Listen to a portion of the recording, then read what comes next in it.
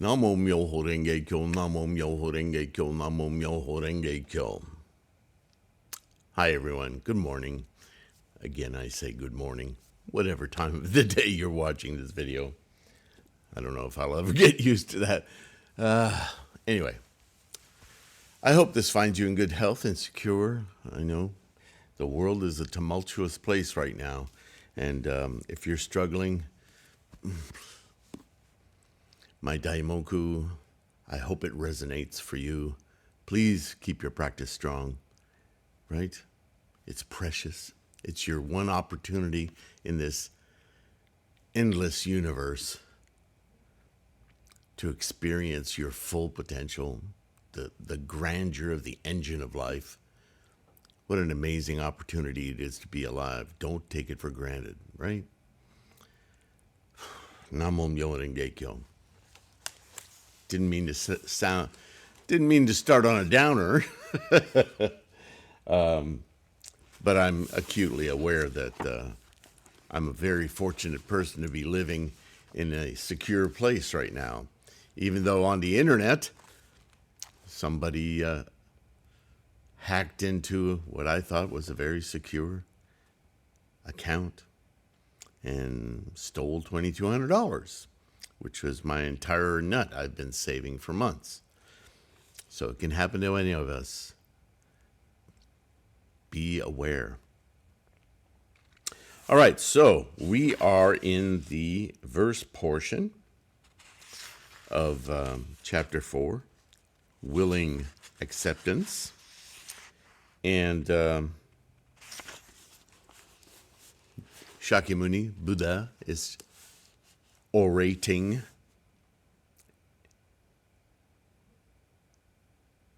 and he's talking about skillful means still, but he's talking about skillful means as an opportunity for bodhisattvas like you and I to guide others toward this path of enlightenment. So he's not talking about justification about it anymore. He's saying, now that you understand what I've been doing for 42 some odd years, it's time to learn the lesson, to do as I do. We hear this a lot from our bodhisattvas, don't we? Nichiren tells us to do the same thing with him. He says, practice as I do. So I'll continue. Although we have expounded the teachings of the Bodhisattvas to the heirs of the Buddha to seek the Buddha path. We never longed for this teaching because he knew our minds. The leader turned away from us. At first, he did not arouse our zeal with the explanation that there exists real profit in the teaching. So who is this talking, right? This is the senior disciples who are realizing, why they've been told all this time that they would never attain, because they didn't have the drive for it. They didn't see that there was something more profound for them to attain. So they were happy just doing what they were doing, right? That rote.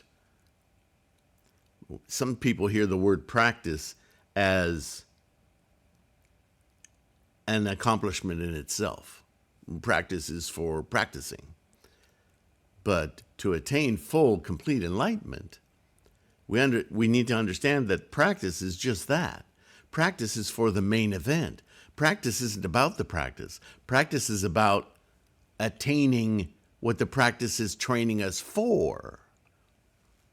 Right? That's a higher, more profound goal, attitude, intent.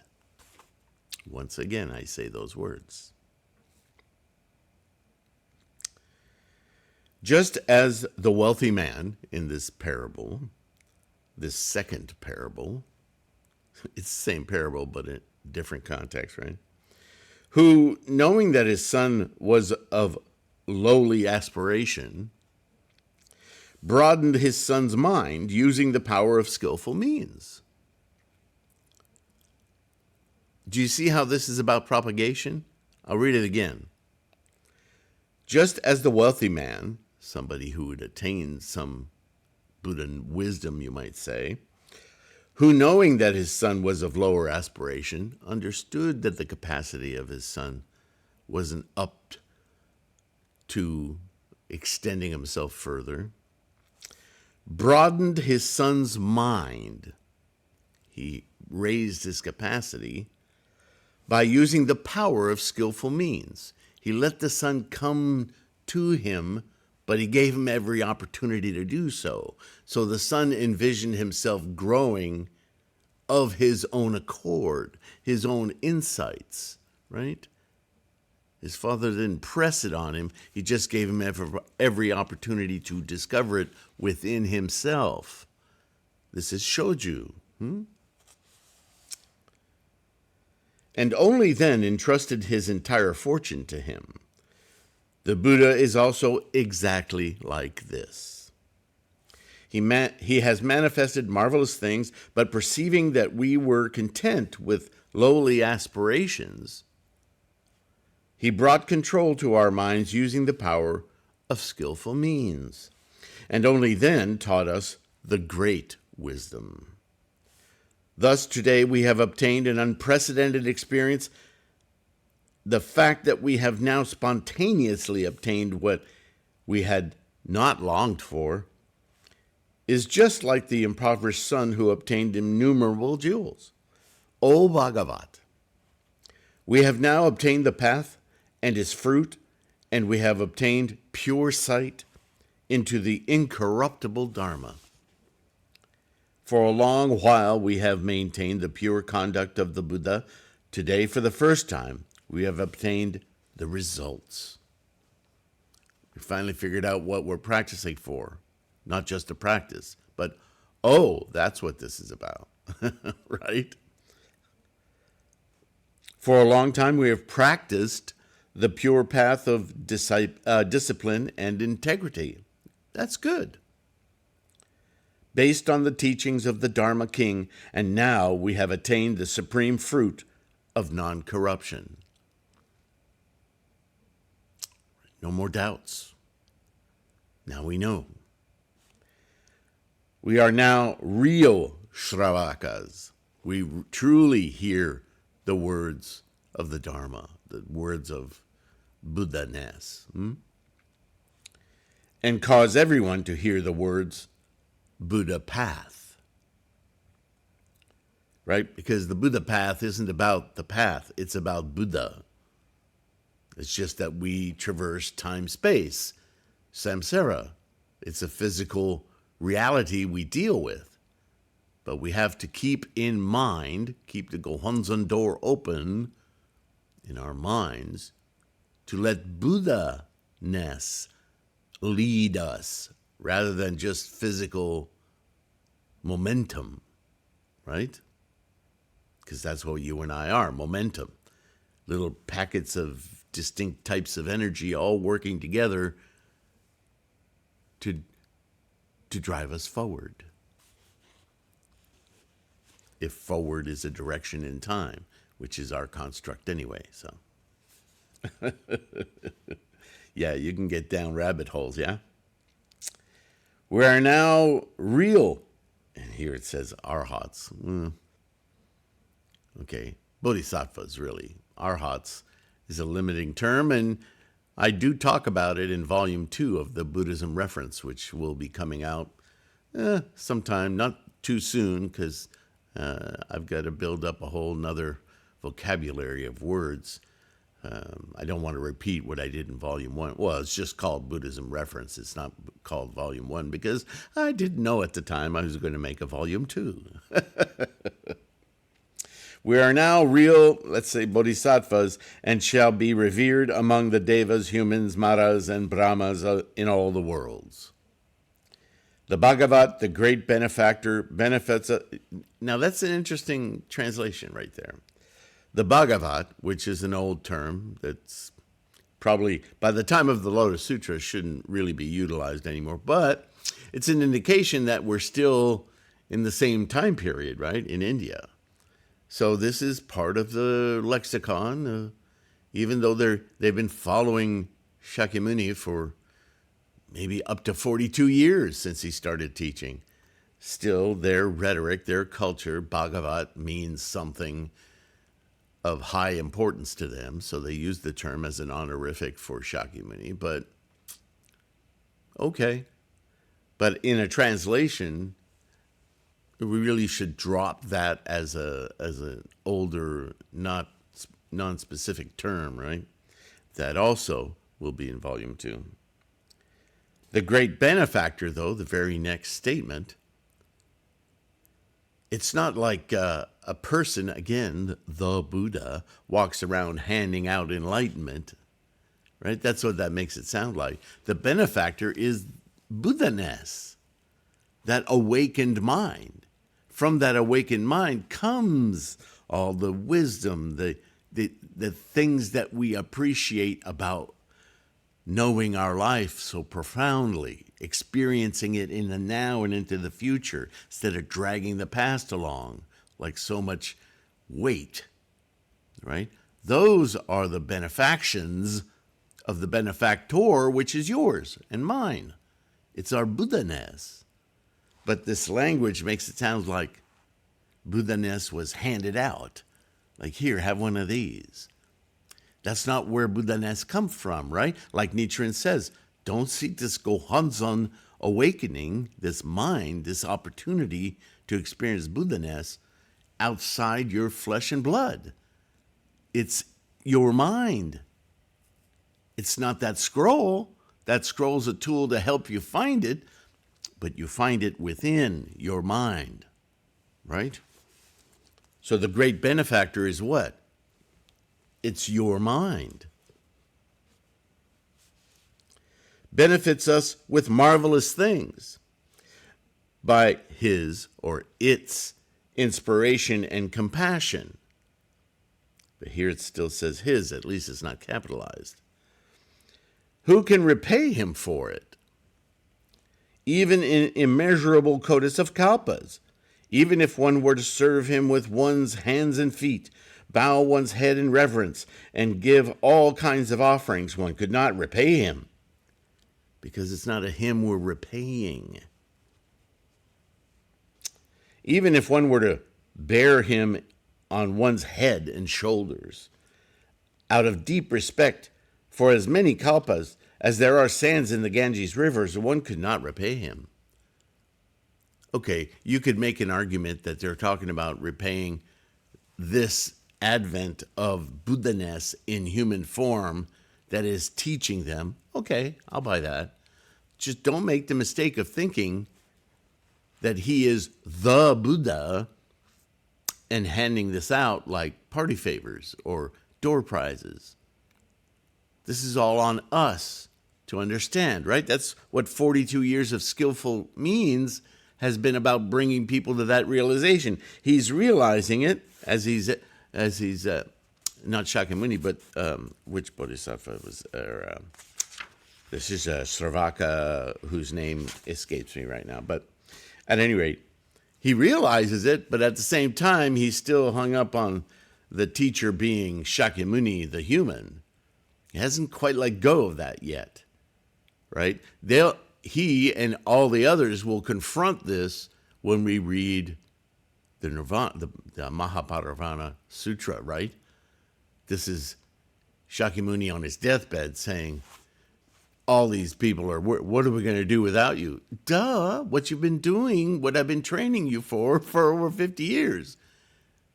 Follow the Myoho Renge-kyo, the Lotus Sutra. Just keep doing that. They still, so hard to let go, right? Clinging. But anyway, we're not reading that right now, but it's coming. Okay. One could not repay him, or even if one were to honor him with delicious food, uncountable jeweled garments, bedding, various medicines, famed sandalwood from Mount Oxhead, and various precious jewels, or by building temples, spreading jeweled clothing and other such things for as many kalpas as there are sands in the Ganges River. Boy, we love that analogy, right? One could not repay him.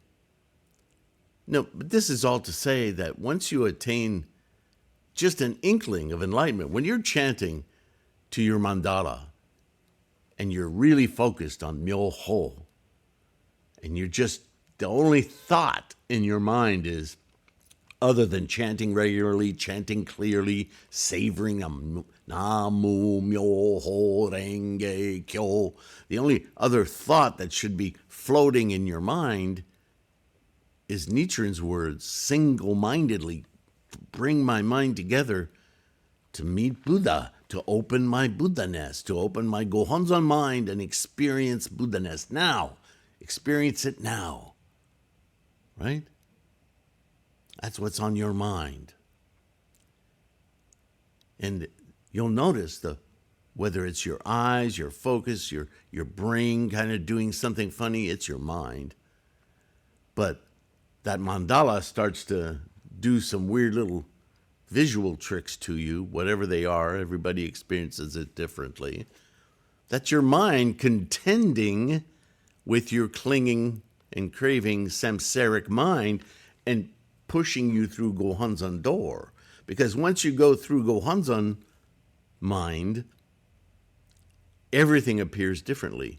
Appears, I say, not as an eyesight, but as a wisdom eye, a Buddha-ness eye, that sees appearance as an an ephemeral thing that's happening moment to moment to moment, rebirthing, reinstantiating constantly, moment to moment to moment to moment. It's shifting. With our samsaric eye, we don't see the shifting. We just take things and we hang on to them mentally, right? We make them permanent. But the Buddha eye knows that's an illusion. And so everything is malleable. And suddenly a wash of understanding goes through us. We don't quite understand it, but we sense it. We experience it. Once that happens, you can never forget it. And hopefully with your dedication, your practice, your resolve, you're able to come back to it very quickly. I've been doing this a long time, and I'm at that point where it occurs almost immediately. Some days, not so much. My head gets clouded. I'm a samsaric being. But it comes to me much faster. That's great reward, great benefit, right? How do you repay that? To whom? The only repaying is to yourself, right? You can't lament that you've been stuck so long. You simply need to get on board, right? And that appreciation is so profound, you can't express it. And that's what we're reading right now, right? For as many kalpas as there are sands of the Ganges, one could not repay him or it Buddha-ness. Or for that matter, Shakyamuni, for bringing us to this realization. Ah, okay. If you need to nail it down that way, I just don't want you to forget, we're not worshiping or praying to someone.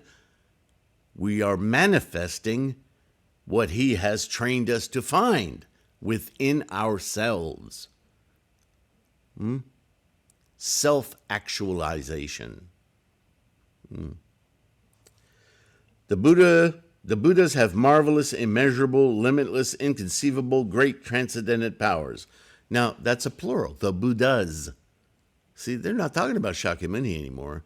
They're talking about every sentient mind's potential for Buddha-ness, which is built in, all awaiting our awakening. It's already there. They are the kings of the Dharma, that accomplishment, right? That manifest body and reward body, and ultimately the Dharma body, the actual experience of. Without depravities and unconditioned, no longer controlled by our clinging and craving, they are patient in all matters, for the sake of the humble ones, those still seeking. They teach the common people, who are attached to tangible things, tangible being permanentizing, right? According to what is appropriate to them. There it is, skillful means again. Shoju. All of the Buddhas having attained complete mastery over the Dharma perceive the various desires and intentions of sentient beings and explain the teachings with innumerable illustrations according to what is appropriate to them, judging from the roots of good merit that sentient beings have planted in former time. The Buddhas perceive who are mature and who are not. Considering this in various ways and understanding the distinctions completely, the Buddhas teach the single path, explaining it as three in accordance with what is appropriate. See, they're still leaving behind the idea of Shravaka, Pratyeka Buddha, and Bodhisattva all being paths to this awakening, all knowing, though, that there is only the one vehicle, Myoho Renge-kyo. But still, they're doing a little bit of clinging, but they're sort of explaining, or Shakyamuni is, that those three paths that he's taught for so long, they're not useless, but they're only skillful means on the way to Myoho Renge-kyo. This is the one vehicle. Next, chapter 5, herbs. It's called different things, but in this translation, herbs. Herbs, you may say it, or herbs. Thereupon the Bhagavat addressed Mahakasyapa and other great disciples, saying, "Splendid, splendid, O Kasyapa, you have skillfully explained the real merit of the Tathagata. It is as you have said. The Tathagata has immeasurable, unlimited, and incalculable merits. Thus, even in a period of immeasurable kodas of kalpas, you will never fully be able to explain all of his merits." In other words, you can't explain Buddhahood. It can only be experienced. And this is the way to do it, Myoho Renge-kyo. So, that is a little taste of the beginning of the next podcast, video, whatever we call these things now. In the meantime, I hope that you are kind to yourself and those around you. Take care of your health. Be respectful. Right? Be kind. And I will see you in the next one. All the links in the description. If you want to be supportive of this effort, this propagation, this resource, the simplest thing you can do is like and subscribe. It only takes a few seconds, and it does make a difference in the algorithms on YouTube. So thank you for doing that. If you can do more, get yourself some study materials. Get some ebooks off threefoldlotus.com, right? Or at very least, get yourself a Nichiren inscribed mandala, a digital copy of it, right? And of course, all the free stuff. The podcasts are all free. There's hundreds of links on threefoldlotus.com on the core study materials page. Typical questions people ask from the beginner to the intermediate, maybe even advanced. So avail yourself to all these tools. This resource is all about supporting your practice, right? Getting you excited about it, making you curious about it, building your resolve, right? Enjoy your practice. It should be enjoyable. It's precious. As I say, savor it. And until next time, I've said all I need to say, so bye for now.